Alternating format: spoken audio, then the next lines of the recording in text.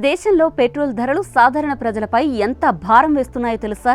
భారతీయులు 1 లీటర్ పెట్రోల్కి అమెరికన్ల కంటే ఏకంగా 21 రూపాయలు ఎక్కువగా చెల్లిస్తున్నారు. ఇది చాలా మందికి ఆశ్చర్యంగా అనిపించొచ్చు, కానీ ఇది నిజం. మన పొరుగు దేశాలైన పాకిస్తాన్, బంగ్లాదేశ్, చైనా కంటే కూడా ఇండియన్స్ ఎక్కువగా పెట్రోల్కు ధర చెల్లిస్తున్నారు. ఇప్పుడు ఒకసారి దేశాల వారీగా పెట్రోల్ ధరలపై ఓ లుక్కేద్దాం. హాంకాంగ్లో పెట్రోల్ ధర అత్యంత ఎక్కువగా 304 రూపాయలుగా ఉంటుంది. భారత్లో ఇది సగటున 101 రూపాయలుగా ఉంది. ఇటు చైనాలో 94 రూపాయలు, బంగ్లాదేశ్లో 85 రూపాయలు, పాకిస్తాన్లో 80 రూపాయలు, ఇక అమెరికాలో 79.4 రూపాయలుగా ఉంది.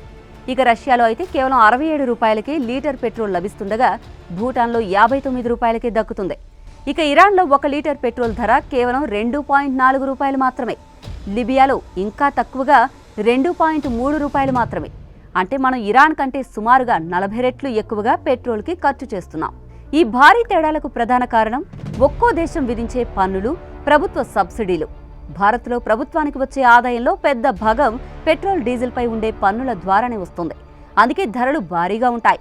ఇటు ఇండియాలో రాష్ట్రానికి, కేంద్రపాలిత ప్రాంతాలకు వేర్వేరుగా ధరలు ఉంటాయి.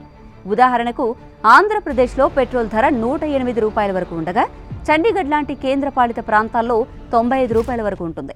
మొత్తంగా చూస్తే భారత్లో పెట్రోల్ ధరలపై 60% వరకు ట్యాక్స్ ఉంటుంది. అంటే ప్రభుత్వానికి అందే ధర కంటే రెండింతలు ఎక్కువగా మనం చేస్తున్నామన్నమాట. ఇక దీనిపై మీ అభిప్రాయాలు కామెంట్స్లో చెప్పండి.